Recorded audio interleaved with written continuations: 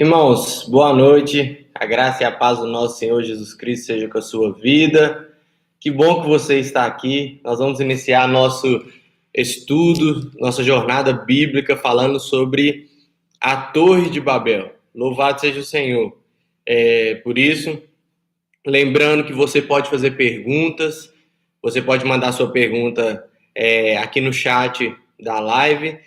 Se você não conseguir, você pode mandar lá no WhatsApp, que eu tenho acesso aqui e eu consigo ver a sua pergunta lá no grupo da igreja, tá bom? Então, nós vamos iniciar orando, pedindo ao Senhor que abençoe esse tempo de estudo e que Deus possa edificar o nosso coração. Amém? Vamos orar? Senhor, obrigado por esse dia. Obrigado, Senhor, pela oportunidade, Senhor, que temos de estudar a Tua Palavra e de crescer no conhecimento do Senhor, Deus. Obrigado, Senhor, em nome de Jesus, pela revelação que o Senhor nos deu através da Tua Palavra. Em nome de Jesus, fala ao nosso coração, que Teu Espírito Santo, Deus, nos ajude, nos auxilie para que possamos compreender a Tua Palavra, Senhor. No nome santo e poderoso de Jesus Cristo eu te peço, Pai. Fala conosco, edifica o nosso coração, Deus. Abençoa a vida de cada família, de cada pessoa, Deus, que está vendo esse vídeo agora, na sua casa. Senhor, em nome de Jesus, Deus, que o Teu Espírito Santo vá de encontro a essas vidas e possa edificar cada coração, Deus, para a honra e glória do Teu santo e poderoso nome, Deus. Amém, Senhor. Amém. Amém, irmãos. Nós vamos começar, então. Lembrando, se você quiser fazer alguma pergunta, deixe a sua pergunta aqui no nosso chat a qualquer momento, não precisa esperar o final, você pode perguntar. Abra sua Bíblia em Gênesis 11, Gênesis capítulo 11, nós vamos ler primeiro do versículo 1 ao versículo 4, depois leremos do versículo 5 ao versículo 9. Amém? Gênesis capítulo 11, verso 1 ao versículo 4, inicialmente.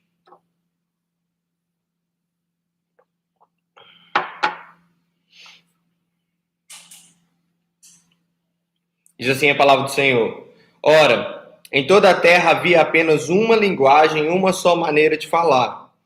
Sucedeu que, partindo eles do Oriente, deram com uma planície na terra de Siná, e habitaram ali. E disseram uns aos outros: Vinde, façamos tijolos e queimemo-los bem. Os tijolos serviram-lhes de pedra e o betume de argamassa. Disseram: Vinde, edifiquemos para nós uma cidade e uma torre cuja tope chega aos céus, e tornemos célebre o nosso nome, para que não sejamos espalhados por toda a terra. Até aqui, depois nós leremos os outros versículos. Irmãos, nós continuamos progredindo aí no livro de Gênesis, e aqui, depois da história de Noé e antes da história de Abraão, há um relato. Porque lembre-se, depois de Gênesis 3,15, Deus estabeleceu uma relação entre a descendência da mulher, a descendência de Eva, contra a descendência da serpente, que seriam pessoas, seres humanos completamente afastados de Deus, não tementes a Deus, buscando serem iguais a Deus.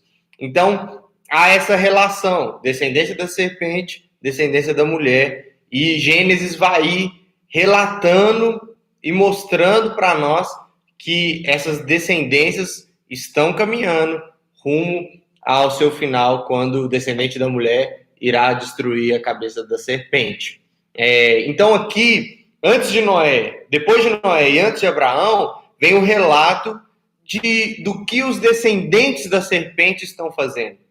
Do que os descendentes da serpente, ou seja, aqueles que não fazem parte da linhagem de Jesus, aqueles que não fazem parte da linhagem messiânica, o que eles estão fazendo? O texto diz, então, que essas pessoas, que naquela época havia uma linguagem, uma só maneira de falar. Havia, de certa forma, uma unidade. Eles estavam juntos e eles falavam a mesma coisa e da mesma maneira. Então, a linguagem era uma só.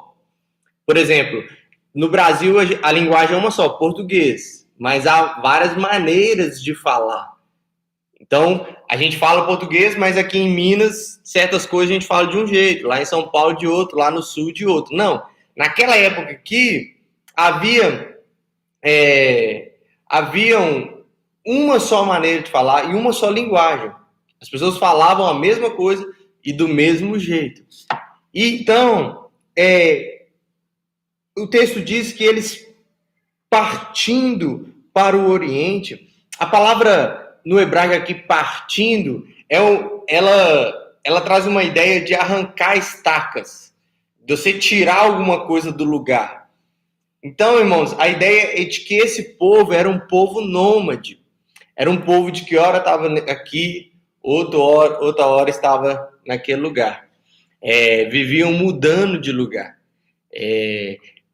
Essa expressão partindo para o Oriente, ela, em Gênesis, desde lá da queda, que o homem sai do Éden e que nós vemos Caim se afastar, os descendentes de Caim se afastarem, nós vemos que essa ideia partindo para o Oriente, ela traz uma ideia sempre de separação, sempre de algo está sendo separado.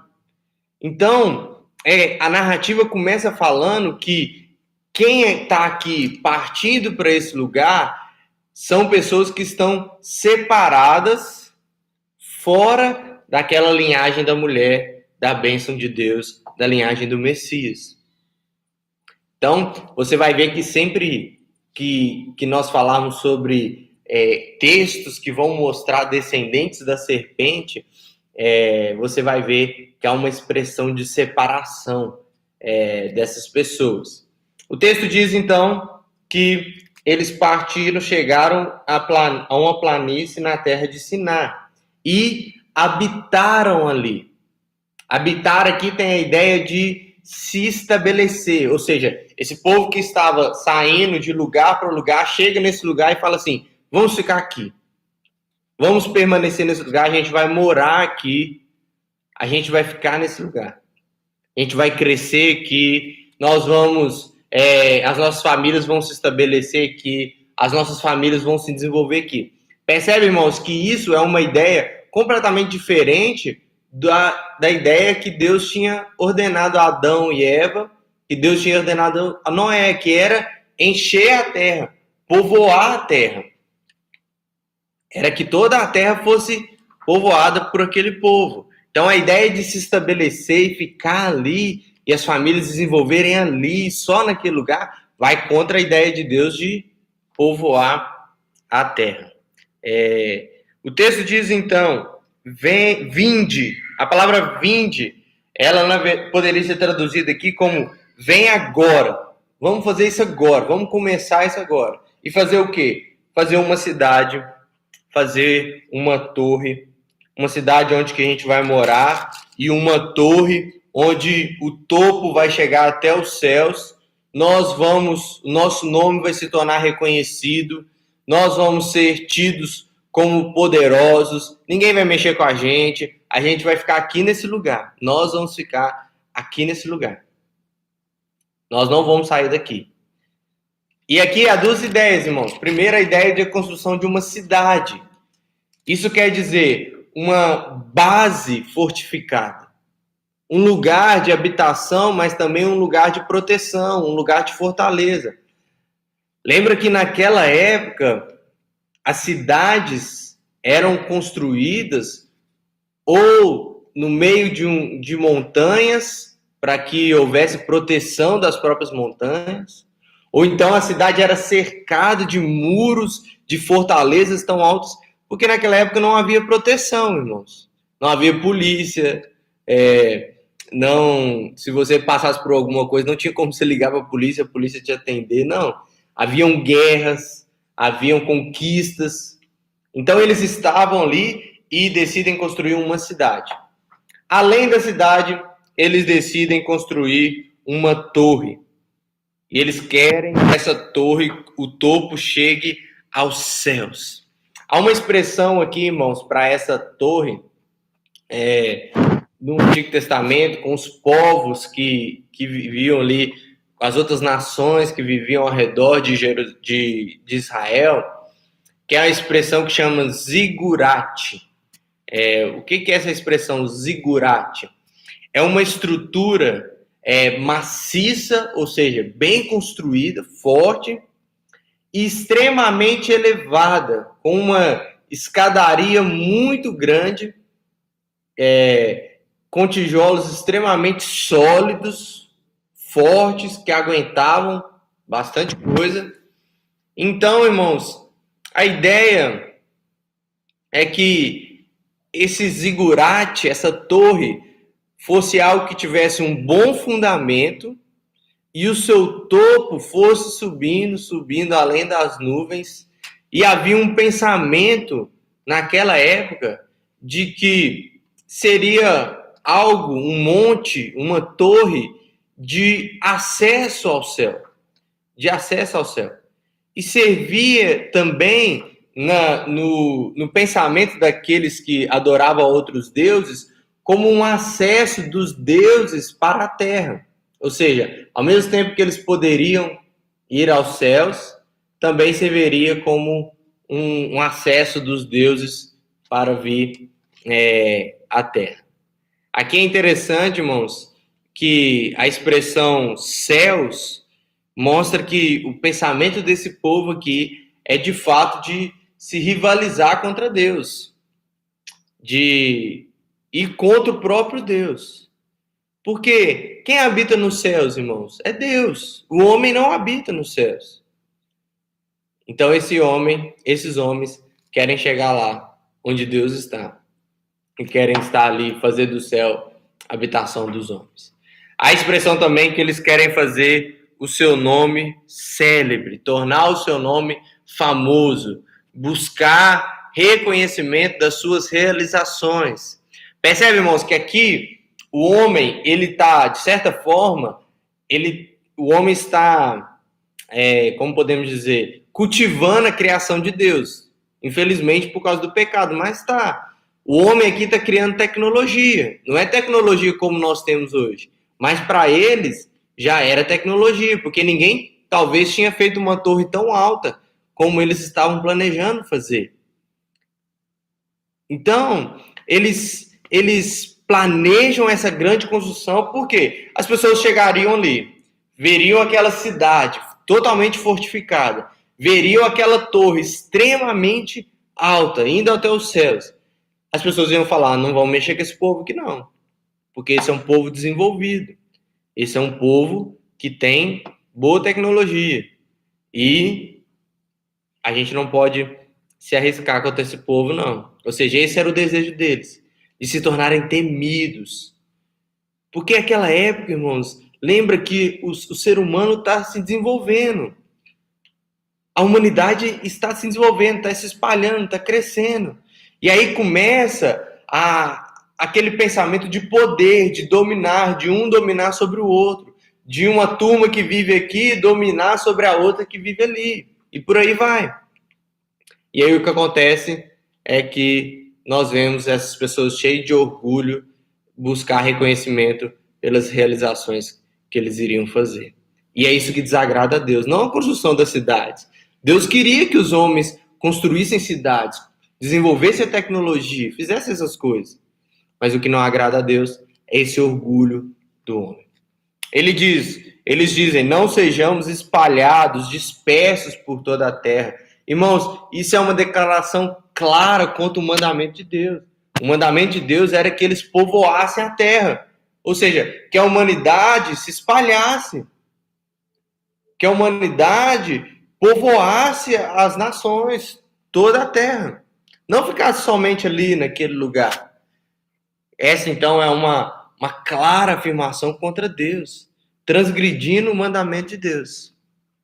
Amém, irmãos? Então, o que nós temos aqui? Homens, uma descendência que não é a descendência da mulher, no sentido de ser descendência de Cristo, mas eram homens que representavam a descendência da serpente.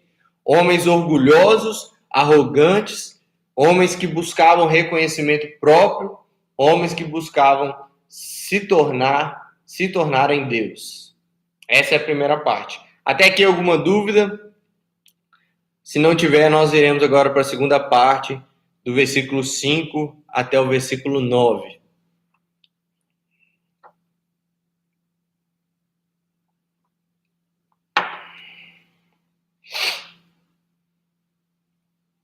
Alguma dúvida?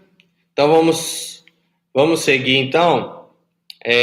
Agora nós vamos ler o versículo 5 até o versículo 9 de Gênesis 11. Diz assim a palavra do Senhor. Então desceu o Senhor para ver a cidade e a torre, que os filhos dos homens edificavam. E o Senhor disse: Eis que o povo é um, e todos têm a mesma linguagem. Isto é apenas o começo. Agora não haverá restrição para tudo que intentam fazer. Vinde, desçamos e confundamos ali a sua linguagem, para que um não entenda a linguagem do outro. Destarte, o Senhor os dispersou ali pela superfície da terra, e cessaram de edificar a cidade. Chamou-se-lhe, por isso, o nome de Babel, porque ali confundiu o Senhor a linguagem de toda a terra, e dali o Senhor os dispersou por toda a superfície. Irmãos, então aqui agora muda completamente o cenário. Os homens estão ali planejando, provavelmente, provavelmente não, com certeza, Deus permitiu que eles começassem essa construção, porque o versículo 5 diz que Deus desce para ver a cidade e a torre que os filhos dos homens edificavam. Então Deus permitiu que a edificação, a construção começasse.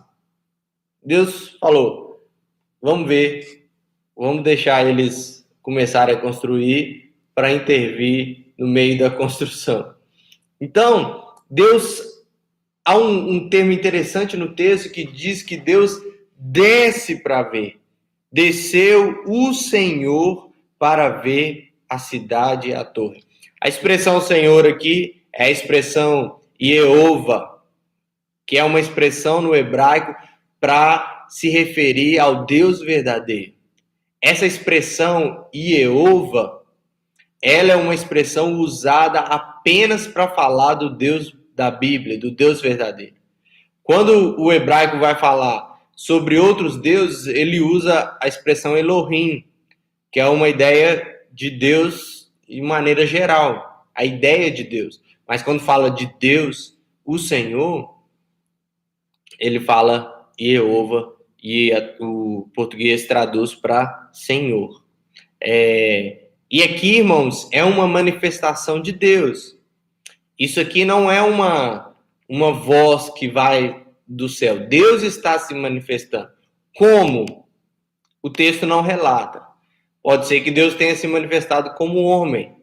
Pode ser que Deus tenha se manifestado de diversas formas, como ele faz no Antigo Testamento, como ele fez com Moisés, se manifestando na sarça, em outras ocasiões também. Mas o fato é que o próprio Deus se manifesta, claro que não na sua essência, porque ninguém pode ver a Deus, mas ele está ali se manifestando de alguma forma para falar com aqueles homens.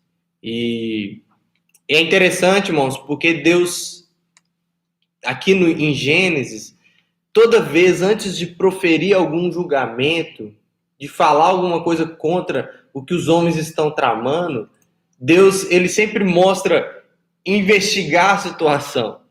Vocês vão lembrar lá em Gênesis 3, quando nós estudamos, que Deus vai no jardim. O texto diz que quando Deus andava no jardim, e ali ele fala com Adão e Eva. Quando Caim mata Abel, o texto diz que Deus vai lá e conversa com Caim. Mais para frente, no capítulo 18, quando vai falar de Sodoma e Gomorra, o texto diz: descerei e verei se de fato o que tem praticado corresponde a esse clamor que é vindo até mim, e se assim não é, sabê-lo-ei.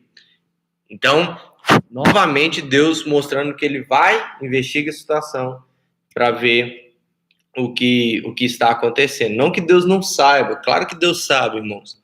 mas é o momento ali de Deus proferir o seu julgamento. Então, aqueles homens que esperavam ter acesso a Deus e que de alguma maneira esperavam que os seus deuses descessem por aquela torre, o que acontece é que o Deus verdadeiro, de fato, desce, mas para proferir julgamento sobre o povo. Há outra expressão muito interessante, porque o texto diz que Deus desce para ver a cidade e a torre que os filhos dos homens edificavam. Olha que interessante, irmão. Será que Deus não estava vendo do céu? É claro que Deus estava vendo do céu. Ele estava enxergando todas as coisas ali. Mas o texto contém uma certa ironia para mostrar que aquela torre, que aquilo que eles tramaram tanto, aquilo que eles tentaram e planejaram e buscaram fazer tanto, era tão insignificante diante de Deus, que Deus não fica lá do céu olhando, ele desce para ver aquilo ali. Era algo tão minúsculo diante de Deus, irmãos, que Deus desce do céu e vai ali. Eu tive que vir aqui ver. Como se lá do céu Deus não pudesse ver aquilo que eles estavam fazendo.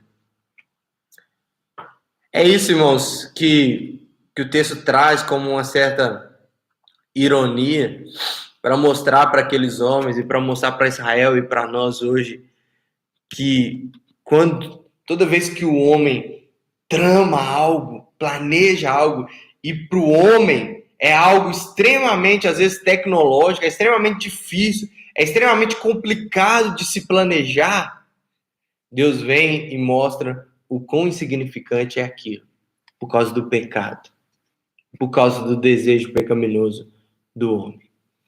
O texto diz, então, que o Senhor fala que isso era apenas o começo e que não haveria restrição para tudo que os homens intentavam fazer. No versículo anterior, ele usou a expressão filhos dos homens, que é uma expressão para se referir à humanidade de maneira geral, ou seja, a humanidade caída, a humanidade pecaminosa, a humanidade corrupta pelo pecado. Ou seja, aqueles homens só estavam fazendo o que era esperado de homens que estavam caídos em seus pecados. Então Deus fala que o homem continuaria fazendo aquilo. Deus expõe o pecado desses homens, mostrando que o homem vai continuar se recusando a viver dentro daquilo que Deus ordenou, dentro dos limites que Deus ordenou. O homem vai continuar fazendo isso, o homem vai continuar buscando isso. E por isso Deus usa essa expressão de que não haverá restrição para tudo que intentam fazer. Versículo 7, o versículo usa a mesma expressão que os homens usaram. Lá atrás, o versículo falou que os homens disseram, vinde e vamos construir. Deus usa a mesma expressão agora. Vem agora, vamos agora, vinde. Vem agora. Desçamos e confundamos a sua linguagem para que um não entenda a linguagem do outro. A ausência, irmãos, de um idioma comum, de um idioma único, ou seja, uma variedade de idiomas, levaria a uma falta de compreensão das pessoas, que põe um ponto final nessa trama deles. Eles agora não entendem o que um e o outro falam. E eles agora não poderiam entrar em consenso para poder tramar a construção daquela torre, a construção daquela cidade. Além disso, o Senhor dispersa dali pela superfície da terra. Deus, olha que interessante, irmãos, Deus confunde a linguagem deles e Deus, no juízo que derrama sobre eles, Deus cumpre o que ele queria. Deus dispersa eles pela superfície da terra. Deus manda esse povo espalhado pelas nações, espalhado pelo mundo inteiro.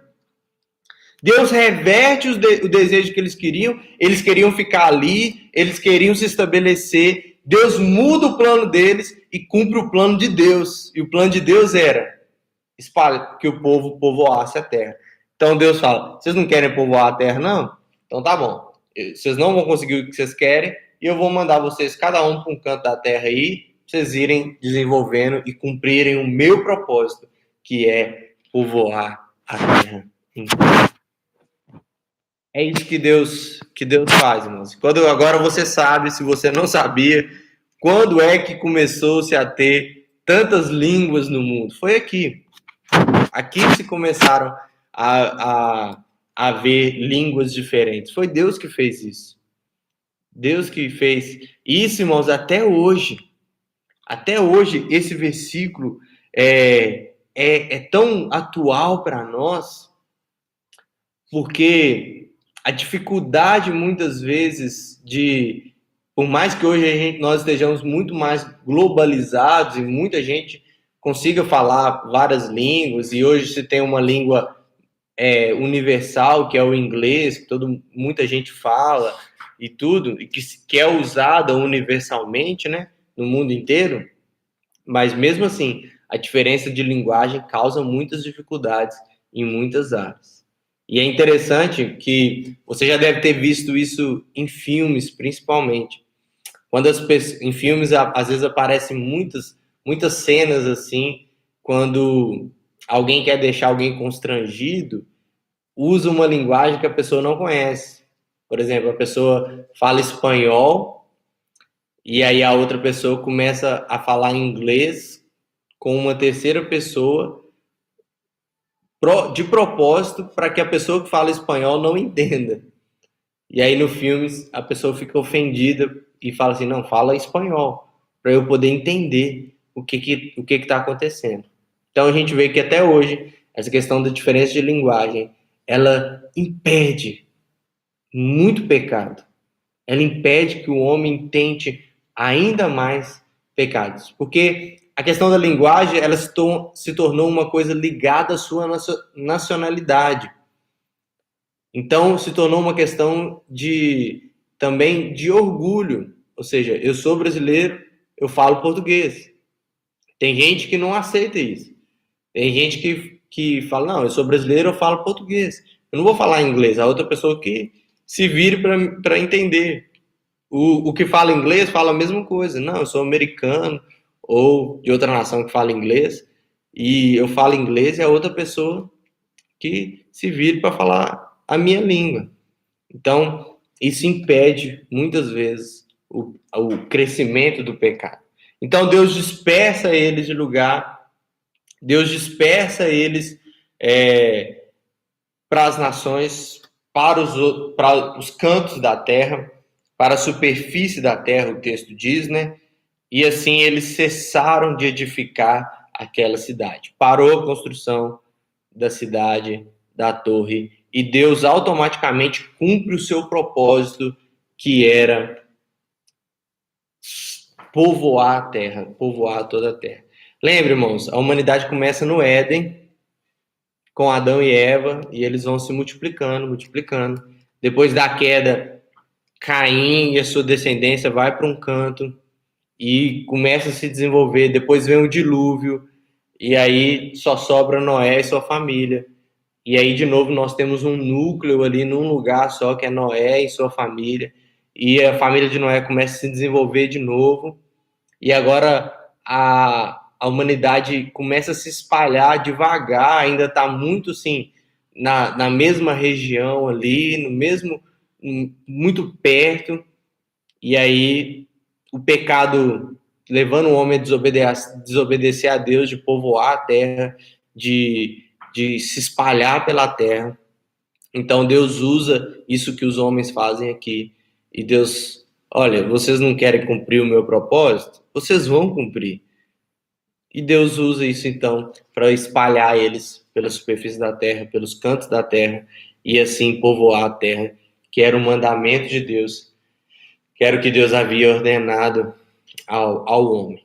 O texto termina dizendo que aquele lugar foi chamado Babel, porque ali confundiu o Senhor a linguagem de toda a terra, e dali o Senhor os dispersou por toda a superfície. Em Gênesis, irmãos, principalmente, mas normalmente em todo o Antigo Testamento, principalmente, os irmãos vão perceber que sempre se dá nome a lugares.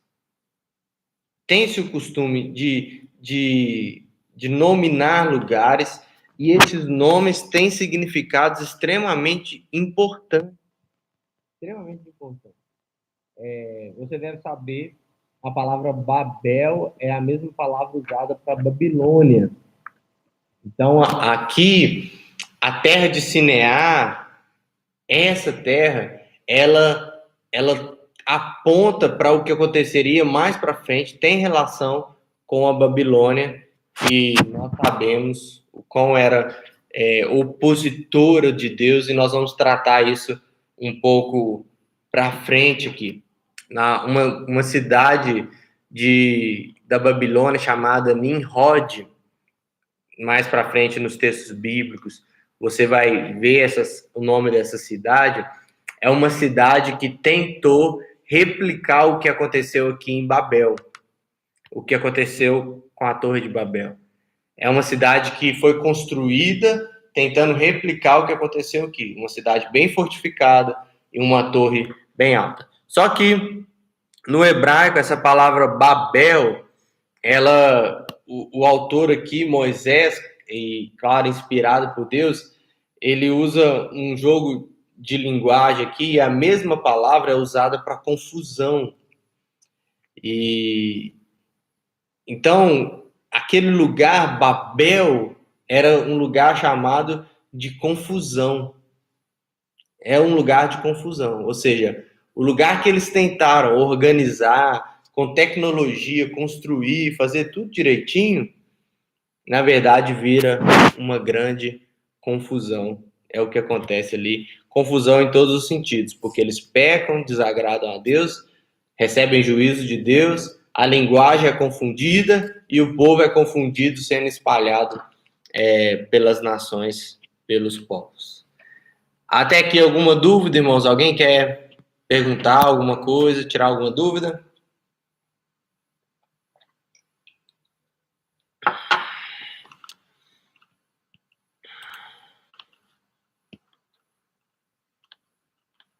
Se alguém tiver alguma dúvida aí, pode falar.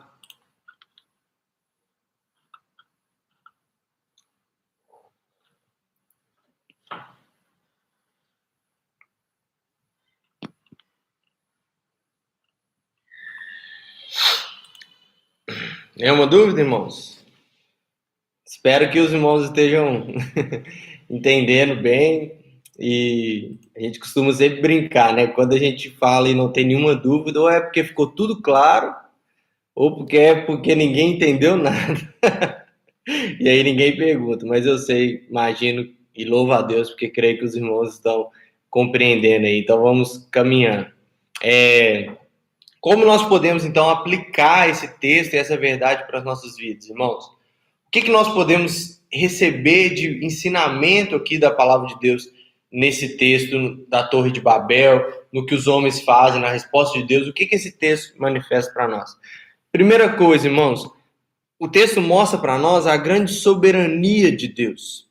O texto mostra para nós o quanto Deus é soberano. O quanto Deus tem o controle de todas as coisas, o quanto nada escapa do controle de Deus. Nada, irmãos. O homem, em nenhuma das suas realizações, ele é capaz de superar a soberania de Deus. Ele nunca vai ser capaz de se tornar mais poderoso que Deus, controlar as coisas mais do que Deus, alcançar a posição de Deus. Pelo contrário, o texto mostra para nós que mesmo as ações pecaminosas dos homens, elas servem aos propósitos soberanos de Deus. Quando o homem age orgulhosamente, arrogantemente, com soberba, se achando o próprio Deus, pecando e realizando seus próprios desejos, fazendo as suas próprias realizações, mal sabe ele que ele está servindo aos propósitos de Deus. Que ele está sendo apenas um instrumento nas mãos do Senhor, nas mãos do Deus poderoso. Por isso o texto mostra para nós a soberania de Deus. Enquanto os homens estão lá maquinando, planejando, desenvolvendo tecnologia, tentando usar aquilo para benefício próprio, para se tornar poderoso, para se tornar um nome célebre, reconhecido, e tudo o que Deus faz, irmãos? Deus usa tudo aquilo para cumprir os seus propósitos, a sua vontade. A sua vontade. Olha que aplicação boa, irmãos, para o nosso tempo.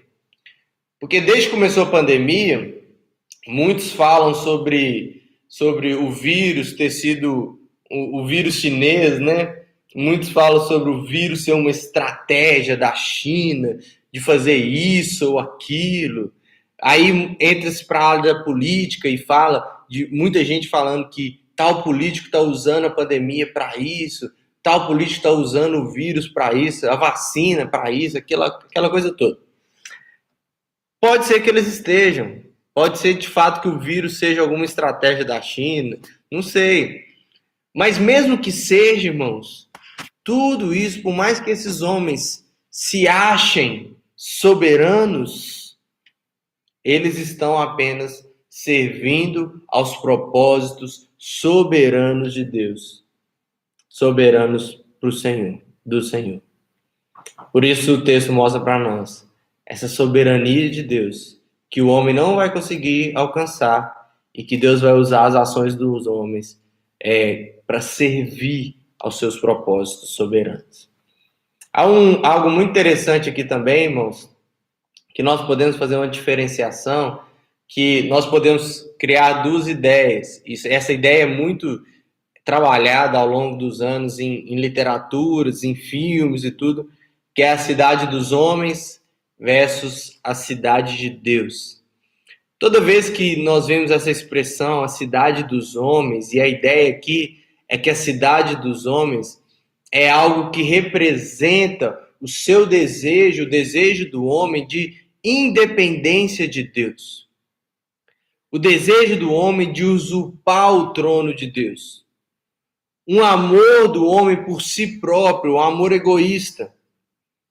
O homem amar a si mesmo. E, por ódio a Deus, tentar ser independente de Deus. Tentar ser ele mesmo o próprio Deus. Isso tem um contraste muito grande, porque nós vamos, na semana que vem, vamos estudar o capítulo 12 de Gênesis, onde fala sobre o chamado de Deus para Abraão, e você vai perceber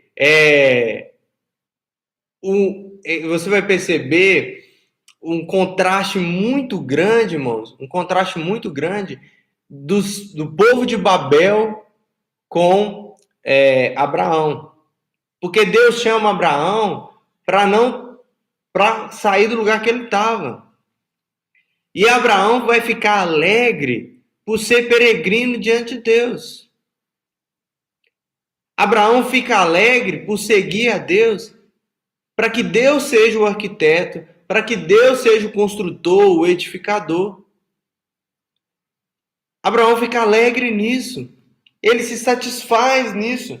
Ao contrário do povo que havia tentado construir a cidade para si. Então, a diferença da cidade dos homens para a cidade de Deus é que na cidade dos homens, os homens tentam ser igual a Deus. Os homens querem independência de Deus, enquanto na cidade de Deus, os homens se prostram diante do Senhor, se tornam dependentes do Senhor e vão aonde o Senhor quiser, aonde o Senhor desejar. Homens que sabem, como o salmista fala no Salmo 127, se o Senhor não edificar a casa, em vão trabalham os que edificam. Se o Senhor não guardar a cidade, em vão vigia a sentinela. Não adianta construir cidade fortificada. Não adianta construir uma torre muito grande. Se o Senhor não edificar, em vão a gente trabalha. Se o Senhor não guardar, em vão a gente vigia. O João te perguntou se essa passagem aconteceu antes ou depois do Êxodo. É antes. Jobert, o Êxodo está muito para frente ainda. Aqui a Torre de Babel está bem no inicinho ainda do desenvolvimento da humanidade. Então é antes. Outra aplicação, irmãos, que podemos trazer para as nossas vidas. Deus nos fez criativos. Já falei isso quando nós tratamos o capítulo 1 e 2 de Gênesis. Deus fez o homem para ser criativo, ou seja, para desenvolver a sua criação. Então não ache que se Adão e Eva não tivessem pecado, eles iam viver no meio do mato, lá no meio, cultivando o jardim, sem desenvolver a criação de Deus. Não, eles iriam. A palavra de Deus fala que no céu tem casas, ou seja, tem construções. Então, irmãos, Adão e Eva no Éden iriam desenvolver a criação de Deus. Eles iriam trabalhar, eles iriam cultivar. Toda essa tecnologia que a gente vê hoje, eles iriam desenvolver isso. A tecnologia, o desenvolvimento, a criação, ela não é fruto do pecado. Ela é fruto de nós termos sido criados à imagem e semelhança de Deus, e como Deus é criativo, nós somos criativos. O problema é que por causa do pecado, muitas vezes o homem tenta ser criativo, tenta usar a sua criatividade que Deus deu para ser independente de Deus. Independente de Deus. Sem desejo nenhum de servir o plano de Deus. Nós, tementes a Deus, devemos ser criativos e tudo aquilo que criarmos, tudo aquilo que desenvolvemos da criação de Deus, devemos fazer para a glória de Deus, para servir ao propósito soberano do Senhor. Por isso, quando nós falamos assim, alguém descobriu uma vacina nova, criou uma vacina nova para o coronavírus, nós falamos, glória a Deus. Porque o homem só foi capaz de criar uma vacina porque ele é criativo como Deus é. Ele desenvolve a criação de Deus. Rapidinho, irmãos. Como que eles fazem uma vacina? Igual fazem essas vacinas do corona. Eles pegam vírus. Olha, irmãos, uma coisa muito... Para nós é até difícil de entender às vezes, né? Eles, lá no microscópio, lá nas coisas extremamente minúsculas, eles pegam o vírus, eles estudam o vírus, eles tiram uma coisa ou outra do vírus lá. É algo maravilhoso, irmãos. Maravilhoso. Glória a Deus por essas vacinas que estão chegando. Porque só chegaram porque Deus fez o homem criativo para desenvolver a sua criação. Então, talvez o homem tenha criado vírus por causa da consequência do pecado. Por causa do pecado, o homem usa a sua criatividade para fazer coisa ruim também. Mas, ao mesmo tempo, Deus usa a criatividade do homem para servir os seus propósitos. Nós podemos também comparar aqui, irmãos, o povo de Babel e toda a sua arrogância com o pecado original de Adão e Eva. Todo esse ato deles representa, na sua expressão máxima, a arrogância do homem, como foi de Adão e Eva. Como é a nossa muitas vezes. De nós transgredirmos, de nós passarmos o limite daquilo que Deus nos ordenou. Deus nos ordena ir até aqui. A gente quer sempre ir até um pouquinho mais. Deus falou para eles, não comam do fruto. Eles foram um pouquinho mais.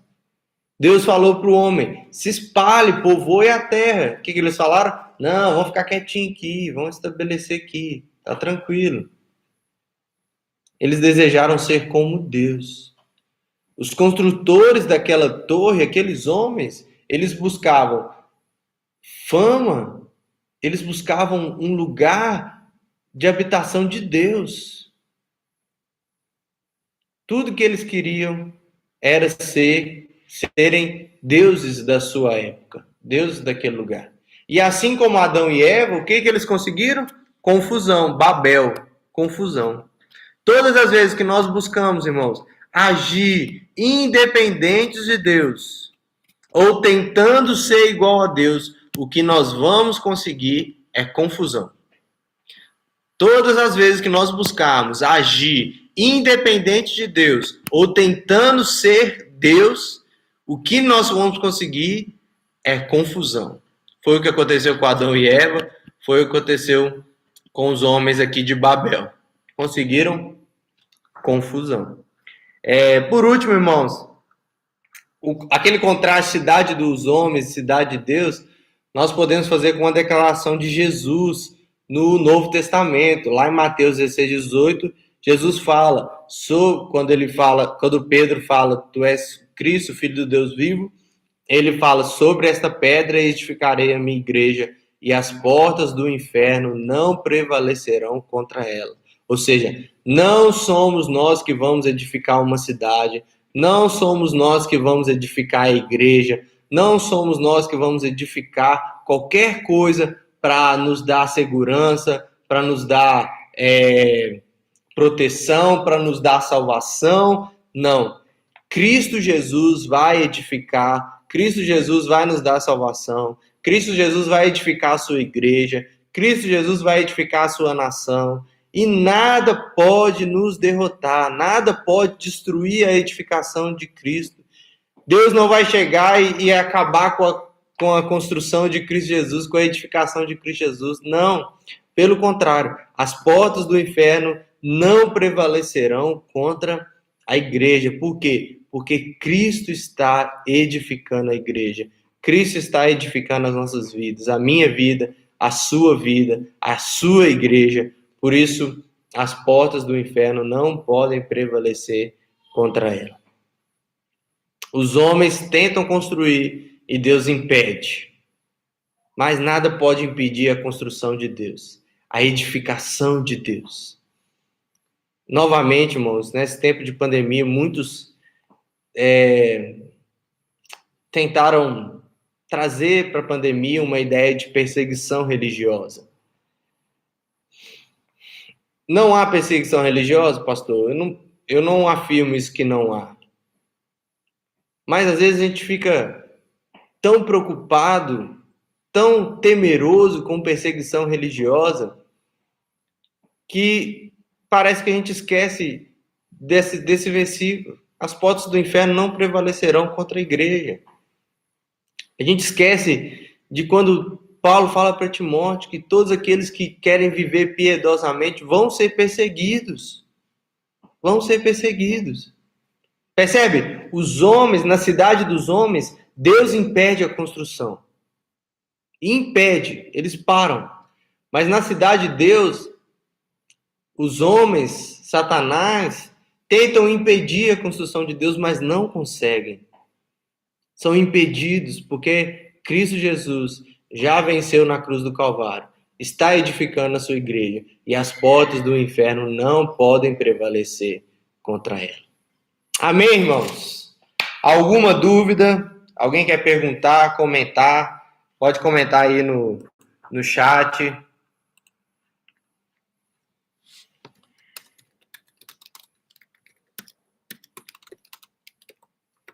Alguém tem alguma dúvida?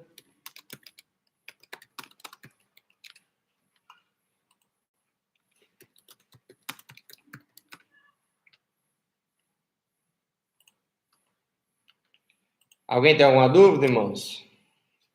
Lembrando que o vídeo vai ficar gravado no canal, você pode compartilhar com outros irmãos, com amigos, com familiares. Você pode ver de novo depois com mais calma. Se tiver alguma outra pergunta. Se não tiver alguma dúvida, só fala aí, ok, pastor, foi bênção. Ok, pastor, não entendi nada. Só para eu ter um retorno aqui, irmãos.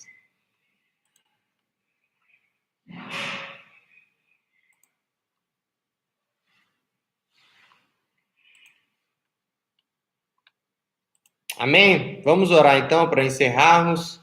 Vamos pedir ao Senhor que abençoe a nossa cidade, irmãos. Nós estamos há 15 dias nas nossas casas e os números diminuíram apenas um pouquinho. Nós ainda estamos com 90% dos leitos dos hospitais ocupados. Então vamos orar vamos pedir ao Senhor. Jobert, aconteceu depois da queda, mas não foi logo depois. Isso aqui acontece depois do dilúvio, tá bom? Quem está fazendo isso são os descendentes de Cã, que estão separados da descendência de Jesus, da descendência de Sem, tá bom? Então, não é logo depois da queda. Está perto da queda, mas não tanto, porque é depois do dilúvio, tá bom? Amém, irmão? Semana que vem, então, nós vamos falar sobre Abraão, o chamado de Abraão. Não se assuste, irmão. Às vezes você pensa assim, não, o pastor está indo capítulo por capítulo e tudo, a gente vai ficar uns 5 anos nessa jornada, bem se a gente ficar, glória a Deus. Mas é porque Gênesis é muito importante, irmãos. Se nós compreendemos Gênesis, fica bem mais fácil compreender o resto da Bíblia, tudo. Vocês vão ver isso, vai ser bênção para a glória do Senhor. Vamos orar? Vamos orar pela vida dos parentes da Gisele, que ela pediu, pelos pais da cunhada dela, Maria Aparecida, e o seu Reni, que foram transferidos para a UTI. Vamos orar por essa família, para que Deus possa abençoá-los. Amém, irmãos? Oremos. Senhor, em nome de Jesus, obrigado, Senhor, por esse dia. Obrigado, Senhor, porque o Senhor é soberano, Pai. E Deus, nenhuma realização humana supera as do Senhor. O homem não pode ser soberano como o Senhor é. E sempre que o homem tentar ser, Deus, será frustrado, Deus, pela soberania do Senhor. E todas as realizações humanas irão servir aos propósitos do Senhor, Pai. Eu creio nisso e peço que o Senhor abençoe para cada coração. Creia nisso, Pai, em nome de Jesus. Creiamos, ó Deus, que estamos sendo edificados pelo Senhor. Que nós somos a construção do Senhor, Deus. Assim como um edifício, o Senhor está nos edificando no corpo de Cristo, onde Cristo é a pedra angular, onde Cristo é o fundamento. Nós estamos crescendo no Senhor, Pai. Em nome de Jesus, ó Deus. Nós clamamos ao Senhor, Deus, pelos parentes da Gisele, ó Pai do Gilberto, que estão passando por esses problemas de saúde. Pai, restaura a saúde deles, ó Pai, em nome de Jesus, faz um milagre, Pai, nós clamamos ao Senhor por isso, e seja com toda a família fortalecendo, Deus. Abençoe cada família, Deus, que está passando por essas situações difíceis, ó Deus, nesses tempos. Abençoe a nossa cidade, Senhor. Cura as pessoas que estão internadas, ó Deus. Faça, ó Deus, com que os leitos, ó Deus, possam desocupar, Senhor, em nome de Jesus, ó Deus. Eu clamo ao Senhor por isso, Pai. Abençoe a vida de cada um que está aqui, Deus. Nós possamos prosseguir estudando a Tua Palavra e crescendo no conhecimento do Senhor, Pai. Em nome de Jesus, ó Deus, eu clamo ao Senhor por isso, Pai. Amém, Senhor. Amém. Amém, irmãos. Deus abençoe a sua vida. Deus abençoe o seu final de semana. Fique com Deus e lembre-se, o estudo vai ficar gravado aqui. Você pode compartilhar com seus amigos, familiares, nas suas redes sociais, tá bom? Se alguém ficou com alguma dúvida, depois pode me mandar no privado lá. Deus abençoe, irmãos. Fique com Deus.